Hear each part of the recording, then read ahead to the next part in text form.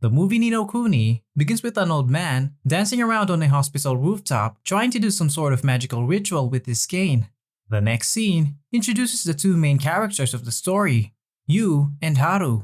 While Haru is extremely athletic and good at sports, Yuu on the other hand is confined to a wheelchair. Ever since he was a young kid, he excels at academics. As the pair is leaving school, they are joined by Kotona, who is Haru's girlfriend. As the group is on their way home, a strange man with a mask on is seen staring at them from across the railway line. Yuu decides to split from the other two and goes home alone. As he reaches his home, it is revealed that he also has feelings for Kotona. After a while, Yuu receives a call from Kotona, who is being chased by a strange man and is in danger. Yuu, in panic, asks his sister Saki to give him a ride in order to help Kotona. When Yuu reached there, it was already too late, as Kotona had already been stabbed by the strange man who had already disappeared. Yuu tries to call an ambulance while he is in panic when Haru arrives and tries to carry Kotona to the hospital himself. Yuu chases Haru as he gets in danger while trying to cross the road. Yuu jumps at Haru. As he saves him from a truck, a bright light flashes around them. It appears that they're now in a completely different world, and Yuu, who was confined by a wheelchair his whole life, is able to walk now. The pair decides not to think about the situation too much and sets off on a mission to find Kotona, hoping that she's alright. They enter a pub in their search and find out that a girl who looks similar to Kotona is the princess of the kingdom the town belongs to. In order to meet Kotona, the two decide to visit the royal palace. While the palace guards try to stop them, the two sneak into the palace and find out that the Princess Asha is affected by a fatal disease that even the magic minister Nas is unable to heal. As some people from the town fail at curing the princess, Yuu instinctively holds the magic dagger the princess is stabbed with and somehow pulls it out, curing the princess. A commotion is caused by all this and the boys get captured by the royal guards. While they were being questioned by the king himself, the princess, who is completely fine now, comes out and explains the situation, and the boys are sent back to the small town after being rewarded. As they're enjoying a meal at the same pub they found, they start thinking about what's going on with this world.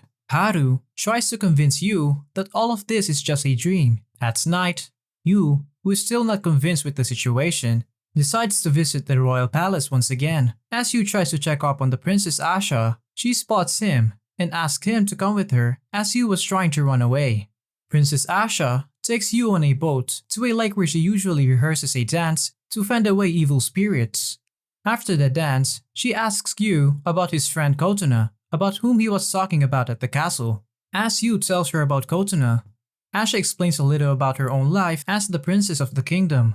The two of them play a little in the same lake before Yuu returns to the small town. When the boys wake up in the next morning, to their surprise, they are called by the king at the palace.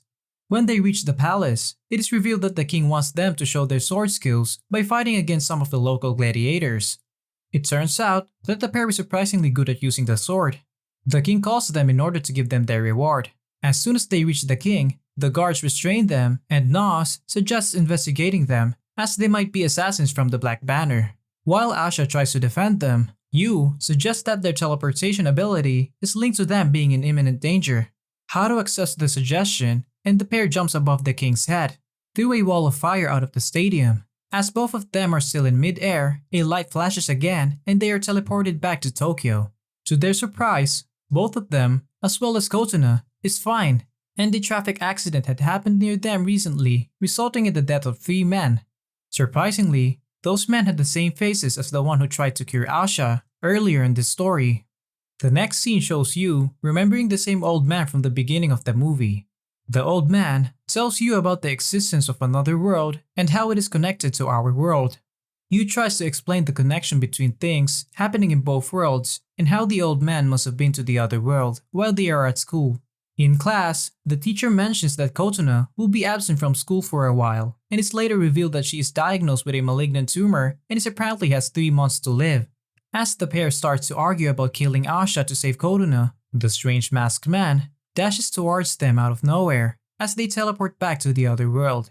However, this time, Haru is teleported alone to the Black Banner's base where the leader of the Black Banner, Galliroth, tries to convince him that if he wants to save Kotona, he has to kill Asha. Yuu, on the other hand, gets caught by the royal guards and explains how he wants to save both Asha and Kotona. Haru accepts Galaroth's terms and leads the Black Banner Army's attack, while the kingdom's only hope, the Mornstar Sword, is no longer available due to its abuse in the past. Yuu agrees on fighting Haru to defend Asha.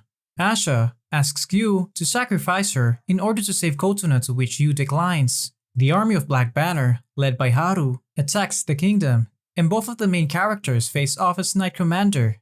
Bertha is already defeated by Haru and captured by the enemy. Both of them attack each other with a fatal intention, but they end up teleporting again, being in imminent danger. A flashback shows how Haru and Yuu became friends back in the time. The next scene shows Yuu and Haru at the hospital where Kotuna is being treated and reveals the fact that her condition is deteriorating. Yuu starts to explain to Haru how both worlds are related as they argue outside the hospital. Yuu gives the reasoning of his sister Saki and Bertha being connected too, and since Bertha was captured, Sister Saki will be in danger too. Both of them rush to save Saki, and to their surprise, the same strange masked man was ready to attack Saki. Somehow, they manage to run in Saki's car as the man transforms into a spider and attacks them. Saki shakes the monster off, but they fall into the river and teleport. After getting back in the castle, Yuu now blames Nos for being the traitor since he had the same smell as the knife Asha was stabbed with. When Nos is asked to show his body for marks, he laughs and reveals that he's actually Galaroth, who wants revenge on the king as he destroyed his life when he was the crown prince. Galaroth controls Haru, and as Yuu is distracted with him, he takes the princess outside. As he's about to kill her, the pair attacks him, but he overpowers them. The castle is destroyed in all this commotion, and as his spear is about to stab Asha, Yuu saves her but gets stabbed. Asha and Haru try to fight Galaroth, but he overpowers them too. Suddenly, the same old man from the beginning appears and gives Yuu a staff that then turns out to be the fabled Mornstar.